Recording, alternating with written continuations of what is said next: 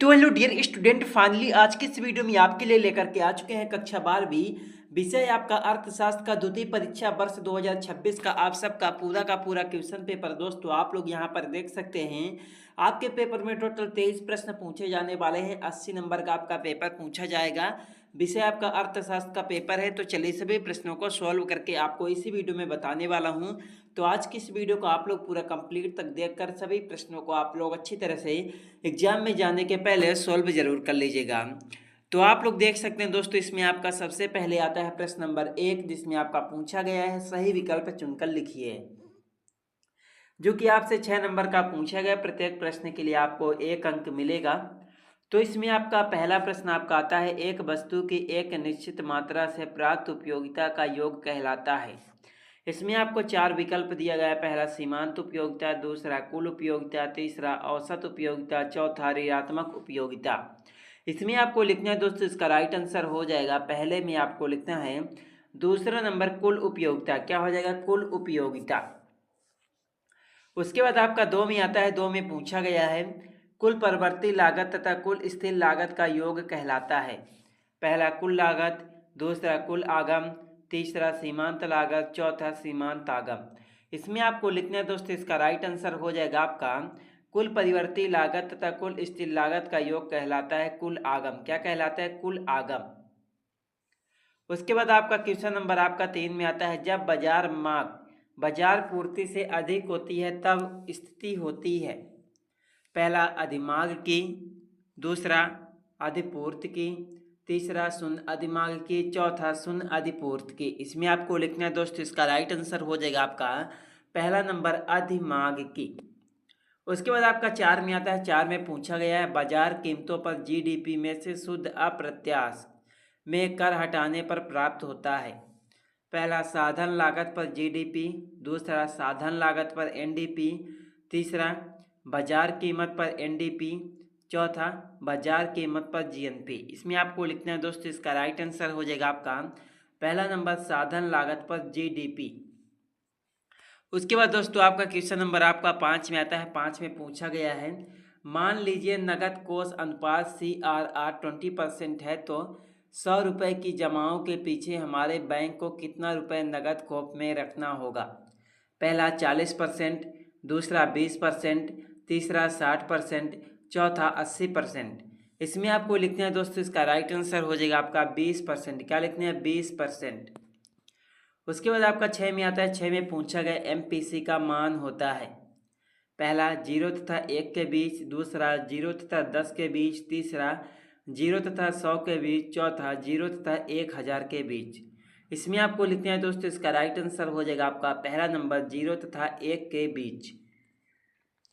उसके बाद आपका आता है प्रश्न नंबर आपका 2, जिसमें आपका पूछा गया है रिक्त स्थानों की पूर्ति कीजिए, जो कि आपसे 6 नंबर का आपका ये भी पूछा गया। प्रत्येक प्रश्न के लिए आपको 1 मार्क्स मिलेगा। इसमें आपका पहला प्रश्न आता है, अवसर लागत को डॉट डॉट लागत भी कहते हैं। इसमें आपको लिखना है दोस्तों, इसका राइट आंसर हो जाएगा अवसर लागत को वैकल्पिक लागत भी कहते हैं। क्या कहते हैं? वैकल्पिक लागत।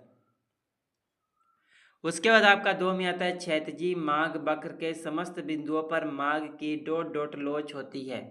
इसमें आपको लिखना है दोस्तों, इसका राइट आंसर हो जाएगा आपका अनंत। क्या होती है? अनंत। उसके बाद आपका 3 में आता है, वह नियम जो डॉट डॉट काल में लागू होता है उसे परिवर्ती अनुपातों का नियम कहते हैं। इसमें आपको लिखना है दोस्तों, इसका राइट आंसर हो जाएगा आपका परिवर्तन काल अल्पकाल। क्या लिखना है? परिवर्तन काल अल्पकाल। उसके बाद दोस्तों आपका 4 में आता है, ऑटोमोबाइल निर्माण के लिए इस्पात की चादर का उपयोग और बर्तन बनाने के लिए तांबे का प्रयोग डॉट डॉट वस्तुएं कहलाती हैं। इसमें आपको लिखना है दोस्तों, इसका राइट आंसर हो जाएगा आपका मध्यवर्ती। क्या लिखना है? मध्यवर्ती। उसके बाद आपका 5 में आता है, 5 में पूछा गया है सीमांत बचत प्रवृत्ति MPSI में प्रति इकाई परिवर्तन के फलस्वरूप डॉट डॉट में परिवर्तन है। इसमें आपको लिखना है दोस्तों, इसका राइट आंसर हो जाएगा आपका अर्थव्यवस्था।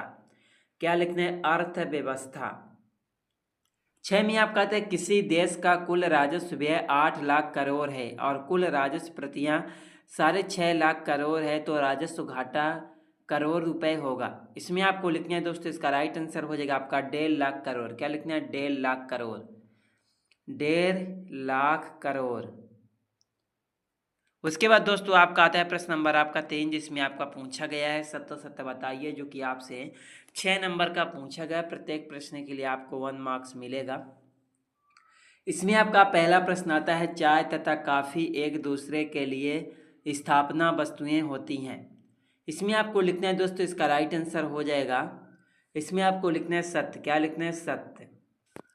उसके बाद आपका 2 में आता है, 2 में पूछा गया है, सीमांत लागत वक्र यू आकार के होते हैं। इसमें आपको लिखना है सत्य। क्या लिखना है? सत्य। उसके बाद आपका 3 में आता है, एक पूर्ण प्रतिस्पर्धी बाजार में फर्म कीमत स्वीकारक होती हैं। इसमें आपको लिखना है दोस्तों, इसका राइट आंसर हो जाएगा आपका सत्य। क्या हो जाएगा? सत्य। 4 में आपका आता है, औसत उपभोग प्रवृत्ति APC बराबर S/22 होती है। इसमें आपको लिखना है, इसका राइट आंसर हो जाएगा आपका असत्य। क्या लिखना है? असत्य। 5 में आपका आता है, मान लीजिए सीमांत उपभोग प्रवृत्ति MPC बराबर 0.8 है, तब सरकारी व्यय गुणक 1/1 - C है बराबर 5 होगा। इसमें आपको लिखना है दोस्तों, इसका राइट आंसर हो जाएगा आपका सत्य। क्या हो जाएगा? सत्य। उसके बाद आपका 6 में आता है, किसी वर्ष भारत का निर्यात $150 मिलियन तथा आयात $240 मिलियन है, तो व्यापार संतुलन $390 मिलियन होगा। इसमें आपको लिखना है दोस्तों, इसका राइट आंसर हो जाएगा आपका असत्य। क्या लिखना है? असत्य। उसके बाद आपका आता है प्रश्न नंबर आपका 4, जिसमें आपका पूछा गया सही जोड़ी बनाइए, जो कि आपसे 7 नंबर की पूछी गई है। प्रत्येक प्रश्न के लिए आपको 1 मार्क्स मिलेगा। इसमें आपका पहला प्रश्न आता है, उपयोगिता। पहले प्रश्न में आपको लिखना है दोस्तों, पहले का राइट आंसर हो जाएगा आपका तीसरा नंबर। पहले में आपको लिखना है, आवश्यकता को संतुष्ट करने की क्षमता। 2 में आपका आता है, सीमांत उपयोगिता। इसमें आपको लिखना है, इसका राइट आंसर हो जाएगा आपका पहला नंबर, कुल उपयोगिता में परिवर्तन। 3 में आपका आता है, सीमांत उत्पाद। इसमें आपको लिखना है दोस्तों, इसका राइट आंसर हो जाएगा आपका दूसरा नंबर। 4 में आपका आता है, महामंदी वर्ष। इसमें आपको लिखना है दोस्तों, इसका राइट आंसर हो जाएगा आपको 1929। 5 में आपका आता है, जॉन मेनार्ड किन्स का जन्म वर्ष। इसमें आपको लिखना है, इसका राइट आंसर हो जाएगा आपका 1883। एंड उसके बाद आपका 6 में आता है, मुद्रा की पूर्ति। तो इसमें आपको लिखना है दोस्तों, इसका राइट आंसर हो जाएगा आपका चौथा नंबर हो जाएगा, नकदी एवं बैंक जमाएं। 7 में आपका आता है, कुल संप्रप्ति। इसमें आपको लिखना है दोस्तों, इसका राइट आंसर हो जाएगा आपका 5वां नंबर, P/Q। क्या हो जाएगा? P/Q। उसके बाद दोस्तों आपका आता है प्रश्न नंबर 5, जिसमें आपका पूछा गया एक बैंक में उत्तर दीजिए, जो कि 7 नंबर का पूछा गया। प्रत्येक प्रश्न के लिए आपको 1 मार्क्स मिलेगा। पहला प्रश्न आपका आता है, बजट सेट किसे कहते हैं। 2 में आपका आता है, पूर्ति की लोच का सूत्र लिखिए। 3 में आता है, बाजार संतुलन का केवल चित्र बनाइए। 4 में आता है, किसी देश का सकल राष्ट्रीय उत्पाद GNP 5 लाख करोड़ है, उस वर्ष मूल लाभांश D बराबर 50,000 करोड़ है, तो शुद्ध राष्ट्रीय उत्पाद NNP इज्जात कीजिए। उसके बाद आपका 5 में आता है, भारत के केंद्रीय बैंक का नाम लिखिए। 6 में आपका आता है, औसत बचत प्रवृत्ति क्या है। 7 में आता है, अवमूल्यन किसे कहते हैं। उसके बाद दोस्तों आपका प्रश्न नंबर 6 में आता है, गणनावाचक उपयोगिता विश्लेषण किसे कहते हैं, 2 नंबर का। 7 में आपका पूछा गया है, हासमान सीमांत उत्पाद का नियम क्या है।